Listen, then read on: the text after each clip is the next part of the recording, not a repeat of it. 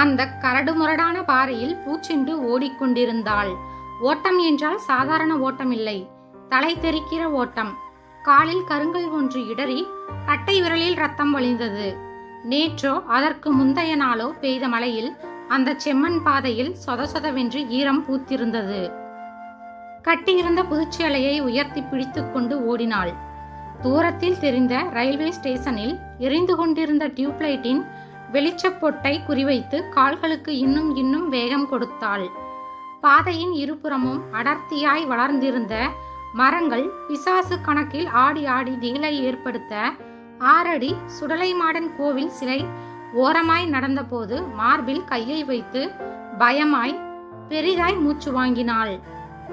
யாரோ தனக்கு பின்னால் தொடர்ந்து வருவது போல பிரமை தட்டியது. பின்னால் திரும்பி பார்க்காமல் ஓடிக்கொண்டே இருந்தாள். பூச்செண்டுக்கு 19 வயசு. மாநிறம்தான். மூக்கும் மொழியுமாய் கொள்ளையழகாய் இருப்பாள். அந்த கிராமத்திலேயே அவள்தான் கட்டழகி. கருகருவென்ற கூந்தலை அள்ளி முடிந்து மேல் உச்சியில் கொத்தாய் செண்பகப்பூவை செருகிக் கொண்டு சின்ன சின்ன புள்ளிகள் தெரித்த சிவப்பு கண்டாங்கி சேலை கட்டில் ஒரு கைப்பிடிக்குள் அடங்கிவிடக்கூடிய தன் மெல்லிய கொடியடையை அசைத்து அசைத்து குதித்து குதித்து அவள் நடந்து போகும் அழகுக்காகவே 8 பட்டி கிராமங்களையும் அவள் பெயரில் எழுதி வைக்கலாம். ஆனால் ரெங்கன் அவள் தாய்மாமன். அழகில், நடை உடை பாவனைகளில் என எல்லாவற்றிலுமே நேர் எதிர். பருத்த கருத்த ஐயனார் சிலையாட்டம், 6 அடிக்கு கொஞ்சம் குறைவான உடம்பு, அட்டைக்கறி, எப்படி வாரினாலும் சிலுப்பிக் கொண்டு நிற்கிற தலைமுடி, முட்டை கண்கள், சப்பை மூக்கு, தடினமான முள் மீசைக்கு கீழே வரிசை தப்பிய பற்கள்.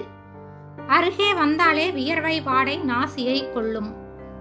கிராமத்து டூரிங் தியேட்டரில் தினுசு தினுசாய் சினிமா பார்த்து அதில் நடிக்கிற கதாநாயகர்களைப் போல் தனக்கு புருஷன் வரவேண்டும் என்று நினைக்க கூடாத, நடக்க முடியாத கனவுகளையெல்லாம் கண்டு கொண்டிருந்த பூச்செண்டுக்கு ரெங்கன் தான் புருஷன் என்று அதிரடி முடிவு செய்துவிட்ட அம்மாவின் மீது ஆத்திரம் கூடியது. எம்மா, எப்படிம்மா உனக்கு இப்படி ஒரு நினைப்பு வந்துச்சு? போயும் போயும் அந்த ஆளுக்கு என்னைய வாக்கப்பட சொல்றியே. மாட்டேன். அவனுக்கு என்னடி குறைச்சல்? நம்ம நிலைக்கு அவன்தான் கிடைப்பான். எதிர்த்து பேசி என் நினைப்புல மண்ணை அள்ளி போட்டுடாதே. எம்மா, அப்பா உசிரோட இருந்துச்சுன்னா இப்படி விட்டுருமா? பூச்செண்டுக்கு கண்கள் கலங்கியது. அந்த குடிகார மனுஷன் உசிரோட இருந்தா மட்டும் என்னத்தை கிழிச்சிருக்க போறாரு? இதைவிட வசதியா உனக்கு ஒரு மண்ணையும் செஞ்சிட மாட்டாரு. இத பாரு பூச்செண்டு, நாம ஏழை. காதுல மூக்குல கூட உனக்கு பொட்டு தங்கம் கிடையாது. என் கூட பிறந்த பாவத்துக்காக கட்டின சேலையோட கட்டிக்கிறேன்னு சொல்லியிருக்கான் என் தம்பி. அழக மூஞ்சில பார்க்காத, மனசுல பாருடி. மனசுல இருக்கிற அழகுதான் நிரந்தரமா இருக்கிறது. சி போ, நான் மாட்டேன். அரைஞ்சேன்னா பல்லு கொட்டிடும். வர ஞாயிற்றுக்கிழமை காலையில உனக்கும் அவனுக்கும் கண்ணாலம். இதுல எந்த மாற்றமும் இல்ல. அழாதே, நமக்கு இதுதான் தலையெழுத்து, இதுதான் விதின்னு நினைச்சுக்க. பூச்செண்டு முடிந்த மட்டும் அழுதாள். சாப்பிடாமல் பட்டினி கிடந்து போராட்டம் நடத்தினாள். எதுவுமே கேட்கவில்லை. எம்மா, எனக்கு கண்ணாலமே வேணாம். எனக்குத்தான் இஷ்டமில்லல்ல, எதுக்கு உபத்திரியம் கொடுக்கிற? மூளை கெட்டவளை, வாயை மூடுடி. மாட்டேன். மூளை உனக்குத்தான் பெசகி போச்சு. பொட்டச்சிக்கு இவ்வளோ திமிரா? நீயும் பொட்டச்சி தானே. எம்மா, என்ன புரிஞ்சுக்க. வர ஞாயிற்றுக்கிழமை மாரியாத்தா கோவிலில் உனக்கும் ரெங்கனுக்கும் கண்ணாலம்தான். அம்மா தீர்மானமாய் சொல்லிவிட்ட பிறகுதான் பூச்செண்டு அழுதபடியே தீவிரமாய் யோசித்து, கல்யாணத்திற்கும் முதல் நாள் சனிக்கிழமை ராத்திரி குடிசையில் கல்யாணத்திற்காக வந்திருந்த ஓரிரு ஊர் ஜனங்களும் உறவு ஜனங்களும் கல்யாண பந்தலுக்கு கீழே உறங்கிக் கொண்டிருக்க பூச்செண்டு இந்த முடிவுக்கு வந்திருந்தாள். ஒரு வழியாய் ரயில்வே ஸ்டேஷனை தொட்டிருந்தாள் பூச்செண்டு. கிராமத்து ரயில்வே ஸ்டேஷன் வெறிச்சோடி போயிருந்தது. இன்னும் கொஞ்ச நேரத்தில் சென்னைக்கு போகிற ரயில் வந்துவிடும். 5 நிமிஷமோ 10 நிமிஷமோ நிற்கும். அதில் ஏறிவிட வேண்டும். கையில் 5 பைசா கூட இல்லை. எங்காவது வழியிலேயே இறக்கி விட்டு விடுவார்கள். எந்த ஊரில் இறக்கி விடுகிறார்களோ அந்த ஊரில் உயிரை மாய்த்து கொள்ள வேண்டும். இந்த ஊரில் மட்டும் உயிரை விடக்கூடாது.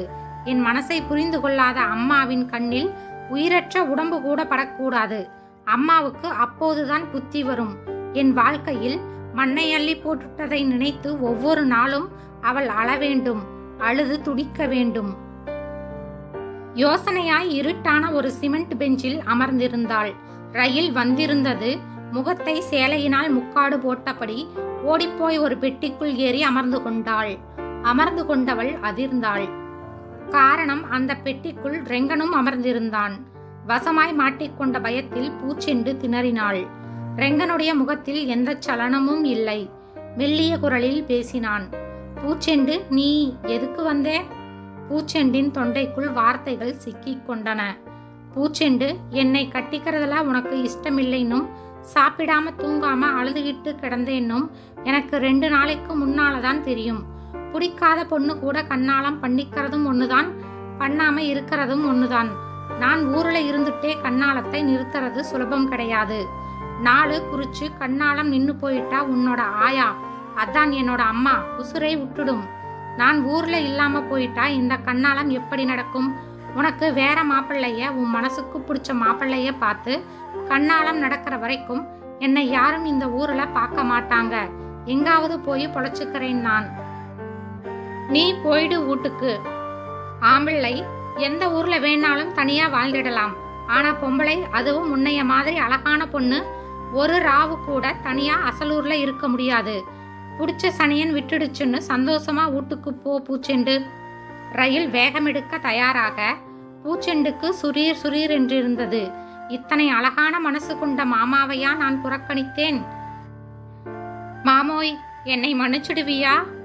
அவன் மார்பில் சாய்ந்து அழ ஆரம்பித்தாள்.